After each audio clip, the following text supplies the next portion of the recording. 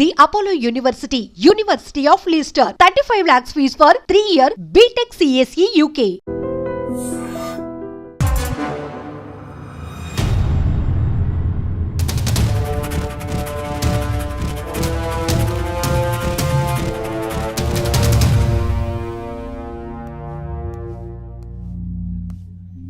Pawan Kumar alias Lara అవునా?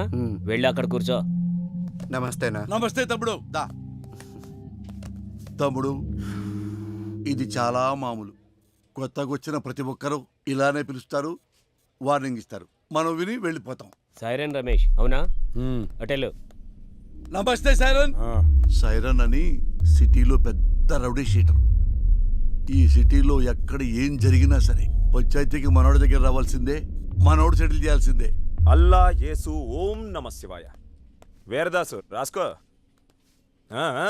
అందరూ ఇక్కడే ఉన్నారు, నాకు తెలుసు మీరు వస్తారని. నమస్తే సార్. సార్, మీరు మీటింగులు పెట్టాల్సిన పనే లేదు. ఏసీపీ గారి సిన్సియారిటీ మొత్తం తెలిసిపోయింది. ఏసీపీ గారు ఇక్కడే ఉండాలని దేవుణ్ణి మొక్కొని వస్తున్నాను. తీసుకోండి సార్. ఏంటయ్యా, ఏ రౌడీ అయినా సిన్సియర్ పోలీస్ ఆఫీసర్ ట్రాన్స్ఫర్ అవ్వాలని కోరుకుంటారు. నువ్వేంటి ఇక్కడే ఉండాలని కోరుకుంటున్నావు? సార్, నేను మొదట్లో అలాగే అనుకున్నా. పోలీసులు మనోళ్ళు అయితే కేసులు తీసేస్తారు, కానీ కక్షలు ఇక్కడ దాకా వచ్చాగుతాయి. రాసుంటే బతుకుతాం, లేకపోతే పోతాం. అందుకే ఏసీపీ గారు ఇక్కడే ఉండాలని దేవుణ్ణి మొక్కున్నాను సార్. మణికంఠ అవునా? లోపలికి వెళ్ళండి. నమస్తే అన్న. నిన్ను కూడా పిలిచారా? కూర్చోండి. నమస్తే అన్న. మణి అని ఓల్డ్ రౌడీ షీటర్. ఒకప్పుడు పెద్ద ముదురు, ఇప్పుడు సాధువులా మారిపోయాడు.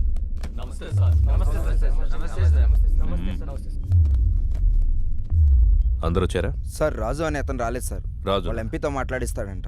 ఎంపీనా? ఎంపీ ఎవడు? గంటలో ఇక్కడ ఉండాలి సార్. వెళ్ళండి సార్. ఏంటి ఇంతమంది? ఏం చేయాలి సార్ వీళ్ళని? ఏం చేద్దాం సార్, మనిషిగా బతకడానికి భగవద్గీత, ఖురాను, బైబిల్ రాశాం. అవేవి చాలటం లేదని వాటికి మత రంగు పోస్తున్నారని చట్టం కూడా రాశాం. అది కూడా చాలటం లేదంటే ఇంకేదో కావాలి వీళ్ళకి. పంపించండి సార్. మణికంఠ అలియాస్ మణి. దాదాపు 10 సంవత్సరాలు, 9 మర్డర్ కేసులు, 6 అటెంప్ట్ మర్డర్ కేసులు, 15 సెటిల్మెంట్ కేసులు, అన్నీ వదిలేసి ప్రశాంత జీవితం. ఎలా అనిపిస్తుంది ఇప్పుడు? ఇప్పటిదాకా ఎలా బ్రతకగలిగానా అనిపిస్తుంది సార్. అప్పుడేదో ఆవేశంలో ఏదో సాధిద్దామని కత్తి పట్టుకుని తిరిగాను. వెనక్కి తిరిగి చూసుకుంటే ఒంటిపై ఘాట్లు తప్ప, సమాజంలో పగ తప్ప ఏం మిగలలేదు. మరి సడన్గా ఇంత మార్పు ఏంటి? 3 సంవత్సరాల క్రితం 10వ తరగతి చదివి నా కూతుర్ని ఎగ్జామ్స్ రాయించడానికి తీసుకెళ్తుంటే అటాక్ చేశాను.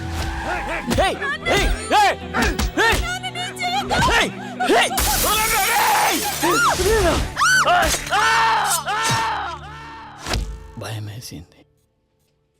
హాస్పిటల్లో చేరాం. వాళ్ళు ఎందుకు పొడిచారు నాన్న? నా కూతురు అడిగింది.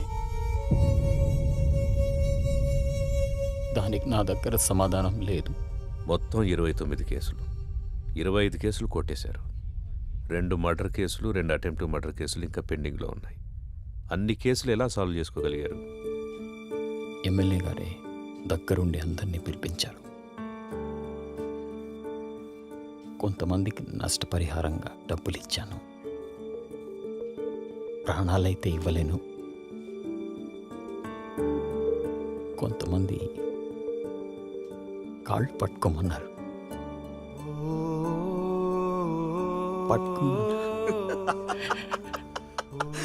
మణిగాడు నా కాళ్ళు పట్టుకున్నాడు. రే, మణిగాడు నా కాళ్ళు పట్టుకున్నాడు. మణిగాడు నా కాళ్ళు పట్టుకున్నాడు. బతుకు పోరా నా కొడక్క. ఇంకొంతమంది నేను నా ప్రాణాలు కావాలన్నా వదిలేస్తామా? వాడు కాళ్ళు పట్టుకుంటే వదిలేస్తామా? వద్దు, వాడి ఊపిరి కావాలి.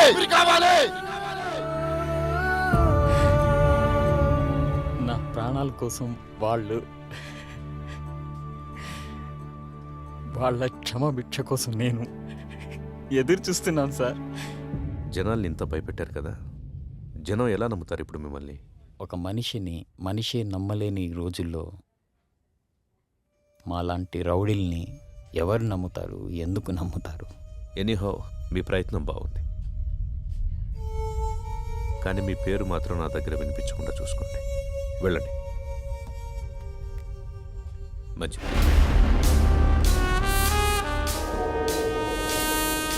వీడు చూపేంట్రా ఇంత తేడాగా ఉంది. చూడు ట్రాక్ రికార్డ్ ఎట్టు విందో. 6 మర్డర్లు, 8 కిడ్నాపులు, 4 అటెంప్ట్ మర్డర్లు, గత 4 సంవత్సరాల నుంచి దాదాపుగా 20 సెటిల్మెంట్ కేసులు. ట్రాక్ రికార్డ్ బాగానే మెయింటైన్ చేస్తున్నావు. ఎన్ని కోట్లు సంపాదించావేంటి? బాగానే సంపాదించాడు. బయటికి వెళ్తే ఎవడు చంపుతాడోనని 24 గంటలు ఇంట్లోనే దాక్కునేంత భయాన్ని సంపాదించాడు. నాకు బతకడానికి గవర్నమెంట్ జీతం ఇస్తుంది, నీలాంటి వాడిని చంపడానికి గన్స్ ఇస్తుంది. నీకేది కావాలో నేనేది వాడాలో నువ్వే డిసైడ్ చేసుకో. అర్థమైందా? పో. చెప్పింది అర్థమైందిగా. లారా ఇంటర్ స్టేట్ సెకండ్. ఇప్పుడిప్పుడే సెటిల్మెంట్లకు అలవాటు పడుతున్నావు, అవునా? సెటిల్మెంట్ అంటే ఒకడిని సమస్య నుంచి బయటపడేసి బతుకుదారి చూపించడం. మరి నువ్వేంట్రా, వాడెవడికో బతుకుదారి చూపిస్తూ నువ్వు చావుదారి వెతుకుంటున్నావు. మరి నీ సెటిల్మెంట్ ఎవడు చేస్తాడరా? సార్ రాజు సార్. ఎంపీ ఎవడరా? ఎంపీ ఎవడో? సార్ అది కాదు సార్. ఎంపీ గురించి అడిగితే ఎంపీ గురించి మాత్రమే చెప్పు. వీని లాస్ట్కి తీసుకురండి. సార్ పదా. ఇప్పుడు నీకు నేనేం చెప్పినా అర్థం కాదు. నీకు అర్థమయ్యే టైంకి నువ్వు ఏ పరిస్థితిలో ఉంటావో కూడా నాకు తెలుసు. పొరపాట్లు చేయడం తప్పు కాదు, దాన్ని అలవాటు చేసుకోవడమే నేరం. నీకు 4 నెలలు టైం ఇస్తున్నాను. ఇదే రిపీట్ చేసావనుకో 4 నిమిషాలు కూడా టైం ఇవ్వను. అర్థమైందా? ఓ. ఎం లీలా ప్రసాద్ అలియాస్ ఎమ్మెల్పీ. సార్ ఏంటి ఎమ్మెల్పీ గారు మంచి జోరు మీద ఉన్నట్టున్నారు? పెళ్ళిళ్ళు చేస్తున్నారంట, ధర్నాలు చేస్తున్నారంట, సెటిల్మెంట్ చేస్తున్నారంట. ఎమ్మెల్యే అవుతాడేమో. మేరా భారత్ మహాన్. జై ఆంధ్ర, జై తెలంగాణ. ఎమ్మెల్పీ అన్న వస్తాడు కదరా, వెయిట్ చేద్దాం. నాకు తెలిసి ఆయన కూడా గట్టి వార్నింగ్ ఇస్తున్నట్టున్నారు. 1, 2, 3. గట్టిగా. అన్నా మా ఎమ్మెల్పీ ఇంకా రావట్లేదేంటన్నా? అరే వస్తాడ్రా. 33, 34, 35, 36. వ్యాపిస్తావా? అవును sir, thank you sir. Okay. అన్నా మా అన్న ఇంకా రావట్లేదన్నా. అరే బాబు వస్తాడ్రా, లోపల ఏం కొట్టట్లేదు మీ సార్ని. స్టార్ట్. 1. ఒకటా? ఏమండి 37 కదా? మధ్యలో ఆపేస్తే మొదటి నుంచి లెక్కేస్తామని చెప్పామా? అయ్యా మీకు మీ తోలు పెట్టుకోదన్నవయ్యా. ఇక నుంచి మీరేం చెబితే అది చేస్తానయ్యా. చూడు, ఇక నుంచి మనం ఎప్పుడు కలిసినా ఇలాగే కలుస్తాం. డిసైడ్ చేసుకో. నువ్వు నన్ను కలవడమా, బయటికెళ్ళి లారాని కలవడమా, నువ్వే డిసైడ్ చేసుకో. అన్నా ఏమన్నాడు? తమ్ముడు, నేను చెప్పే వరకు మీరెవ్వరూ నా టచ్లోకి రావద్దు. ఫోన్ చేయొద్దు, మెసేజ్ పంపించొద్దు, వాట్సాప్లోకి రావద్దు, పలకరించడానికి రావద్దు. లవ్ యూ రాజా. ఆ ఏసీపీ యాజ్ ఎ పర్సన్ మంచివాడా చెడ్డవాడా అనేది మనకు అనవసరం. ఇప్పటికి 8 చోట్ల పనిచేశాడు. చేసిన ప్రతి చోట సిన్సియర్ అనే తెలిసింది. అతను ఉన్నంతకాలం కొంచెం జాగ్రత్తగా ఉండడం మంచిది. సిటీకి కొత్తగా వచ్చిన ఏసీపీ రాజేంద్ర రౌడీ సీడర్స్ పై ఉక్కుపాదం మోపారు. రాత్రి 10 గంటలు దాటితే రోడ్లపై ఎవరూ కనబడకూడదని హుకుం జారీ చేశారు. ఏసీపీ విషయంలో రాజకీయ నాయకులు సైతం జాగ్రత్తగా నడుచుకుంటారు. మనం ఏది నమ్ముతామో అదే మన జీవితం. కానీ ఆ నమ్మే సందర్భాన్ని కరెక్ట్గా ఎంచుకోవాలి. లేదంటే ఆలస్యం అమృతం విషమైనట్టుగా ఒక్కొక్కసారి మంచి కూడా చెడుగా కనిపిస్తుంది. సిటీలో రౌడీ షీటర్స్ అందరూ ఏసీపీ సిన్సియారిటీని నమ్మి వెనక్కు తగ్గారు. ఒక్క లారా తప్ప. కాల్ చేయి.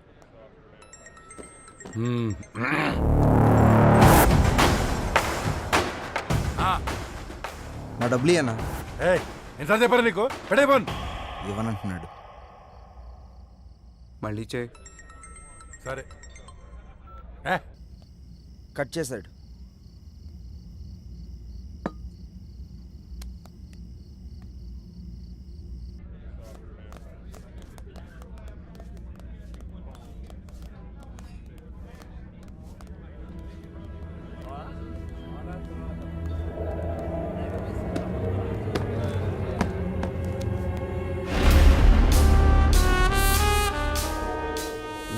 మొత్తం 4 లక్షలైనా నా డబ్బులు ఇవ్వు.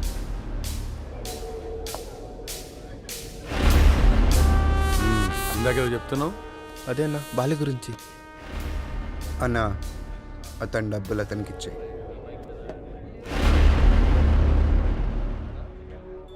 నీతో ఏమన్నాడు? అన్నా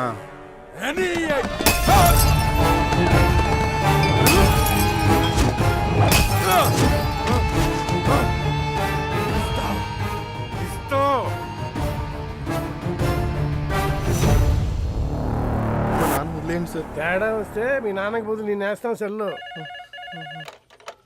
హలో, గొడవనా? నీకు చెబితే అర్థం కావట్లేదా? ఆ సరే నన్ను ఎందుకు కొట్టావు? ఆ ఏసీపీకి తెలిస్తే నిన్ను వదులుతాడు అనుకుంటున్నావు? అరెస్ట్ చేస్తే చేసుకొని మనం చూసుకుందాం. ఏంటి నువ్వు నేను చూసుకునేది? నేను స్టేషన్లో కూర్చోబెట్టి మర్యాదలు చేయడానికి ఆ ఎస్ఐ లాంటి అవినీతి పరుడు కాదు. ఒక్కసారి నిన్ను స్టేషన్కి తీసుకెళ్లి కూర్చోబెట్టాడంటే 6 గంటల ఆ సైరన్ కానీ కొట్టిన విషయం నీతోడు చెప్పిస్తాడు. సరే, ఇప్పుడు ఏం చేద్దాం అంటావు? అది చేసే ముందు అడగాలి. 4 రోజులు అక్కడ కనబడి దాక్కోండి. అంతకు మించి ఇప్పుడు ఏం చేయలేం. నేను ఫోన్ చేసేంత వరకు బయటికి రాకండి. జరుగు.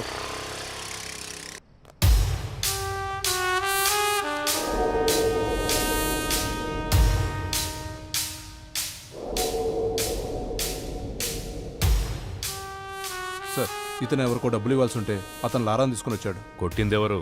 లారా. పట్టుకోండి. రేమో, నేను ఒక 4 రోజులు సిటీ అవుట్స్కట్స్లో ఉంటున్నాను. ఎవ్వరూ నాకు డైరెక్ట్గా ఫోన్ చేయకండి. ఏదైనా ఉంటే డైరెక్ట్గా వచ్చి కలవండి. ఓకేనా? అర్థమైందా? అర్థం అవ్వట్లేదా నీకు? ఏసీ సిన్సియర్ అని చెప్తుంటే అర్థం అవ్వట్లేదా నీకు? చూడలేదా? వీడు అలాంటి ఒక పోలీసే. కొత్తలో వచ్చినప్పుడు అందరూ ఇలాగే నటిస్తారు. ఒక్క 6 నెలలు చూడు, 6 నెలలు చూడు, అప్పుడు అర్థం అవుతుంది. ఇంతేనా? జీవితాంతం ఇలాగే ఉంటావా? తప్పించుకుంటూ తిరుగుతావా? నేను వెళ్తాను.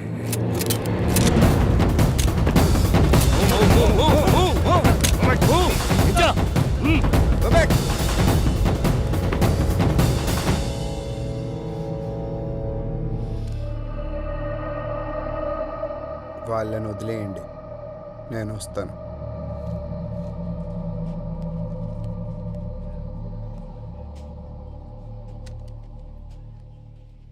సార్, మీరున్నంత వరకు లారా మీద ఎవ్వరూ కేసు పెట్టరు సార్. ఎందుకంటే మధ్యలో ఎమ్మెల్యే వీరభద్రం ఉన్నాడు.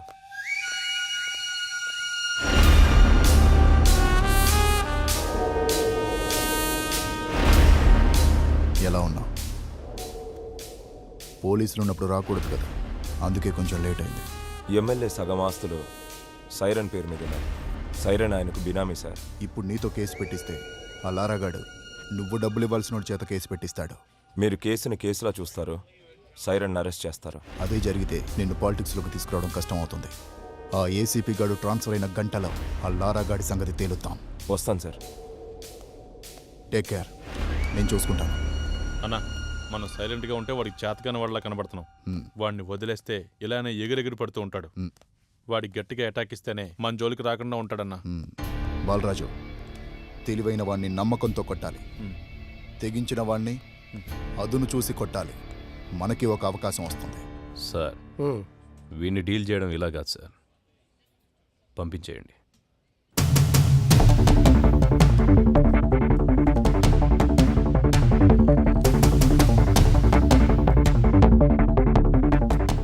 సార్, అందరూ వచ్చేసారు సార్. రేయ్, మీ అందరినీ నేను ఇక్కడికి ఎందుకు పిలిపించాను ఈ పాటికే మీకు అర్థమై ఉంటుంది. అడవిలో ఉన్న జంతువు ఊరి మీద పడితే ఏం చేస్తారా? తీసుకెళ్లి బోన్లు పెడతాం సార్. మరి మీరంతా ఎందుకురా లారాతో తిరుగుతున్నారు? వాడు జంతువులా మారి జనాల్ని భయపెడుతుంటే వాడికి దూరంగా ఉండాల్సింది పోయి మీరు వాడితో ఫ్రెండ్షిప్ చేస్తున్నారా? కూర్చోబెట్టి బీర్లు దాపుతున్నారా బార్లో? మేము లారాతోనే ఉంటాం, లారా కోసం చస్తాం అని మీలో ఎవడైనా ఉంటే రండ్రా ముందుకి. ఇంకోసారి మీరు వాడితో తిరిగినట్టు కనిపించిన, మీరు వాడితో కనపడిన, ఆఖరికి వాడి ఫోన్ కాల్ రిసీవ్ చేసుకున్న, మీ అందరి మీద రౌడీ షీట్ ఓపెన్ అవుతుంది. వాడిని మళ్ళీ మీ బార్లో చూసిన, మీ బార్లో కూర్చోబెట్టిన, మీ బార్ సీజ్ అయిపోతుంది. మీకు ఇదే లాస్ట్ వార్నింగ్. నాతో పాటు మీరు కూడా జనానికి న్యాయం చేసిన వాళ్ళు అవుతారు. బాబు నమస్తే. మీ పనిలో మీరు ఉండండి. ఎవరన్నా అడిగితే ఈ వెనక లారా ఉన్నాడని చెప్పండి. అలాగే సార్, థ్యాంక్ యూ. బాబు, మనం ఇక్కడ ఉండేవాళ్ళం. ఆ ఏసీపీ వాళ్ళు ఉంటాడు, రేపు పోతాడు. మొన్న మా అన్నను పిలిచి వార్నింగ్ ఇచ్చాడంట. ఈ బారు నీ అడ్డాగా మార్చుకున్నావంట. దయచేసి ఆయన ఉన్నంతకాలం ఏమి అనుకోవద్దు, ఈ బార్కి రావద్దు.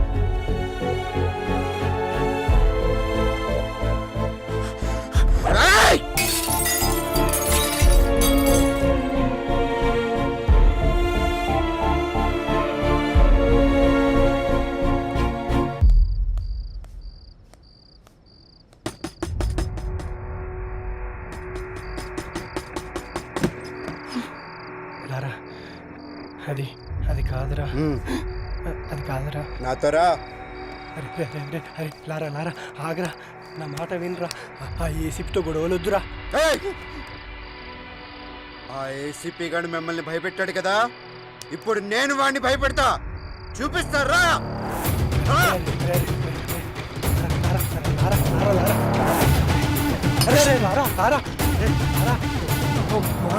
చేసినట్టున్నా.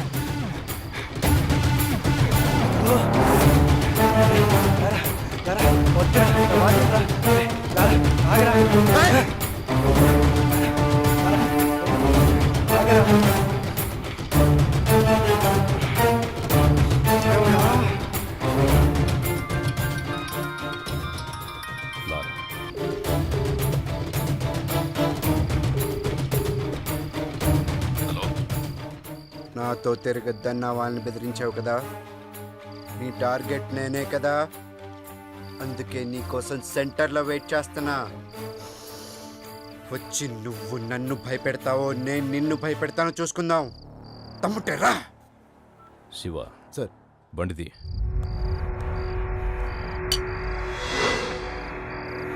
నీకు దండం పెడతా, రారా.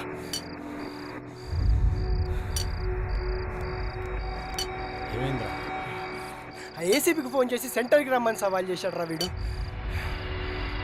ఏంట్రా ఇది? రారా వెళ్దాం. కాళ్ళు పట్టుకుంటా, పదరా. వెళ్దాంరా. ఏసీపీ వస్తాడు.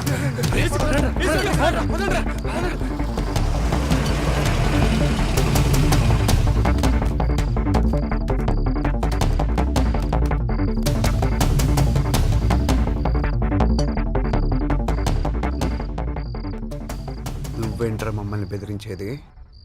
నువ్వేంట్రా మమ్మల్ని బెదిరించేది? అసలు ఎవరు నువ్వు? 5,000 కోసం 10,000 కోసం కక్కుర్తి పడతావు. ఎక్కడ డబ్బులు వస్తావు ట్రాన్స్ఫర్లు చేయించుకుంటావు. నువ్వేంట్రా మమ్మల్ని భయపెట్టేది? బెదిరిస్తావా? దా నన్ను బెదిరించి దా దా దా. ఈడితో ఏంటి సార్ మాటలో? స్టేషన్కి లాక్కెళ్ళి కుమ్మేద్దాం. దానికే నేను కూడా వెయిట్ చేస్తుంది. దా. తమ్ముని మగాడెవడో రండ్రా లోపలికి.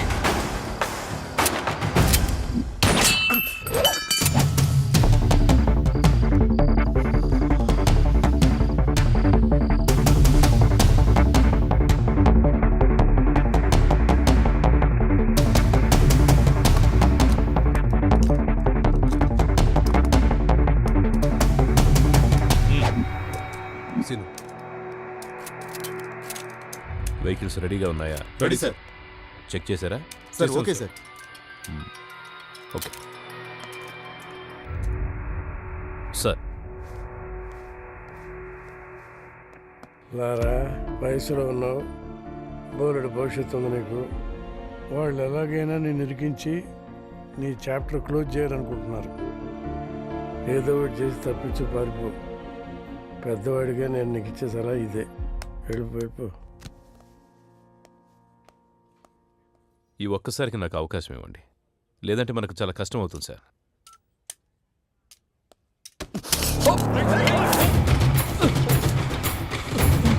Gun down. Guns down.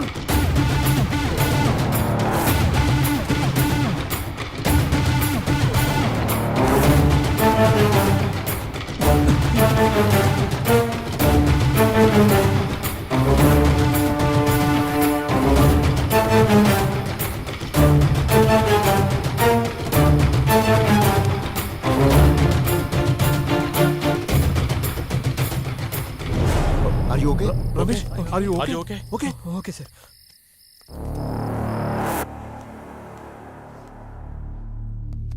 వాడు వెళ్ళేటట్టు చేసి తప్పు చేశాం సార్. లేదండి, వాడికి పోలీసులంటే భయం లేదు. ఇప్పుడు వచ్చింది. నాకు కావాల్సింది కూడా అదే.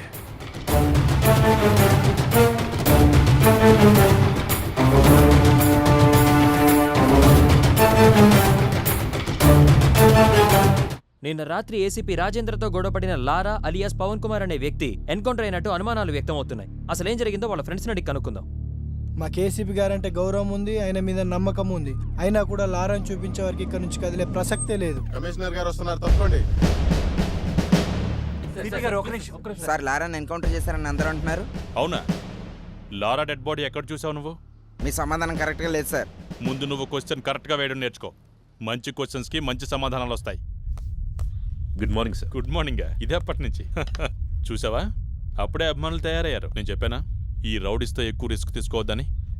రేపొద్దున లారాగాడికి ఏదైనా యాక్సిడెంట్ అయితే అది నీ మీదకి వస్తుంది. పోలీస్ జాబ్ అంటేనే రిస్క్ కదా సార్.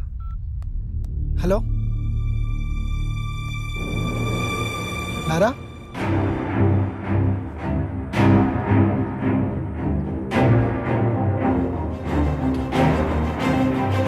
నమస్కారం. నా పేరు లారా. రాత్రి పోలీసులు నన్ను ఎన్కౌంటర్ చేయబోతే తప్పించుకున్నాను. సరే, ఎన్కౌంటర్ గురించి తర్వాత మాట్లాడదాం. ఫస్ట్ ఏంటంటే అసలు పోలీస్ డ్యూటీ అంటే ఏంటి? ఎవరైనా తప్పు చేస్తే వాళ్ళని అరెస్ట్ చేసి కోర్టుకు అప్పగించాలి. వాళ్ళ నేరం రుజువైతే కోర్టే వాళ్ళని శిక్షిస్తుంది. కానీ ఏ పోలీస్ స్టేషన్లోనైనా ఇలా జరుగుతుందా? లేదు, అలా జరగట్లేదు.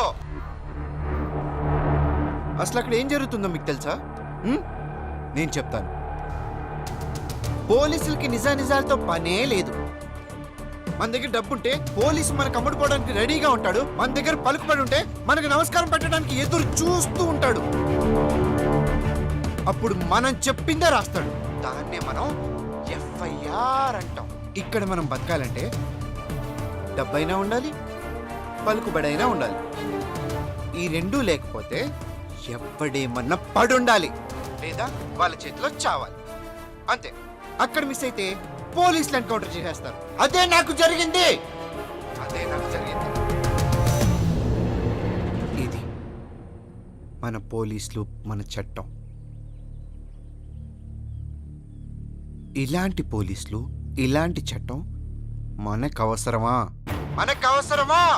వాళ్ళు చెప్పాడు కదా, అందుకే నా రూల్స్ నేనే పెట్టుకున్నాను, నా చట్టం నేనే రాసుకున్నాను. దానికి వీళ్ళు పెట్టిన పేరు రౌడీజం సెటిల్మెంట్స్. నిజంగా తప్పు చేసిన వాళ్ళని శిక్షించే స్టేజ్లో పోలీసులు గనక ఉండి ఉంటే నానంటోడు ఈరోజు ఇలా మీడియా ముందుకు వచ్చి మాట్లాడే అవసరం ఉండేది కాదు. లంచాలు ఇస్తేనే లా అండ్ ఆర్డర్ పనిచేస్తుంది, పొలిటికల్ పవర్ ఉంటేనే పోలీసులు పనిచేస్తారు అంటే అలాంటి పోలీసులు, అలాంటి చట్టాలు మాకు అవసరమే లేదు. లేదా? లంచం తీసుకొని పోలీస్ స్టేషన్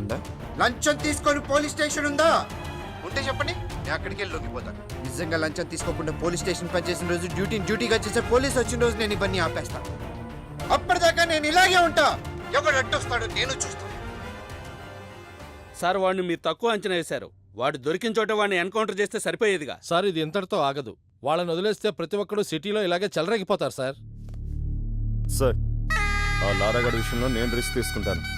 మీరు గనక నాకు పర్మిషన్ ఇస్తే ఆ యదవన్ 2 రోజుల్లో వేసి పారేస్తాను. ఒంటి మీద డ్రెస్సు చేతిలో గన్నుంటే ఎన్కౌంటర్ చేస్తావా? ఎన్కౌంటర్ చేయాల్సి వస్తే ముందు నిన్ను చేయాలి. వాడిని ఎన్కౌంటర్ చేస్తే జనాలు ఏమనుకుంటారో తెలుసా? నువ్వు అమ్ముడు పోయావని రామ్దాస్ లాంటి తప్పు చేస్తే అమ్ముడు పోయేవాడు నాకే న్యాయం చేస్తాడని లారా లాంటి వాడు తప్పు చేస్తున్నాడు. రెండింటికి కారణం నువ్వే తెలుసా? నీలాంటి వాడి వల్లే నేను పోలీసుని నమ్మించడానికి నా సర్వీస్ మొత్తం సరిపోతోంది. ఇంకా డ్యూటీ ఎప్పుడు చేసేది? రాష్ట్రంలో 90,000 మంది పోలీసులు, నెలకు 900 కోట్ల రూపాయల జీతం. ఆఫ్టర్ ఆల్ కూరగాయలు అమ్మే అమ్మాయికి భద్రత లేకుండా పోయింది. ఇది మన పోలీస్ డ్యూటీ. సిన్సియర్గా డ్యూటీ చేస్తే ఏమొస్తుంది సార్? ట్రాన్స్ఫర్స్ తప్ప. లేదా కేసు వాళ్ళకి అనుకూలంగా ఉన్న వాళ్ళకి మారుస్తారు. ట్రాన్స్ఫర్లకే భయపడితే ఈ ఉద్యోగం ఎందుకు నీకు? నిన్ను ట్రాన్స్ఫర్ చేస్తే ఈ ప్లేస్లోకి ఇంకో పోలీసే వస్తాడు, పొలిటీషియన్ రాడు. ప్రతి పోలీసు నిజాయితీగా ఉంటే ఎంతమంది నన్ను ట్రాన్స్ఫర్ చేస్తారు? ఎంతమంది దగ్గరికి కేసును మారుస్తారు? తప్పు చేసేవాడు అలాగే ఉంటాడు. నిన్ను భయపెడతాడు, డబ్బా చూపిస్తాడు. దేనికి లొంగకపోతేనే డ్రెస్ వేసుకో, లేదంటే ఉద్యోగం మానేసి బ్రోకర్ పని చేసుకో. మనందరి డ్యూటీ క్రైమ్ని పెంచడం కాదు, క్రైమ్ని కంట్రోల్ చేయటం. రామ్దాస్ దగ్గర 2 లక్షలు తీసుకొని లారాని రౌడించేశావు. నీకు 10 లక్షలు ఇస్తా. వాడిని మనిషి చెయ్యి. రాజేంద్ర, మనిషి విమానాన్ని కనిపెట్టాడు, అంతరిక్షాన్ని కూడా కనిపెట్టాడు. దానికంటే ముందు మనిషిలో ద్వేషం, పగ ఉంటాయని, అవి మనిషిని చంపేస్తాయని చెప్పి చట్టాన్ని కూడా కనిపెట్టాడు. తల్లిదండ్రులు జన్మనిస్తారు, గురువు జ్ఞానాన్నిస్తాడు, పోలీసులు భద్రతనిస్తారు. ఈ 3 ఉంటేనే మనిషి మనిషిగా బ్రతకగలుగుతాడు. అలాంటి డ్యూటీయే రాజేంద్ర చేస్తున్నాడు. ఇంత బాధ్యతగా మీరు డ్యూటీ చేస్తేనే డిపార్ట్మెంట్లో ఉండండి, లేదంటే మా వల్ల కాదని రిజైన్ చేసి వెళ్ళిపోండి.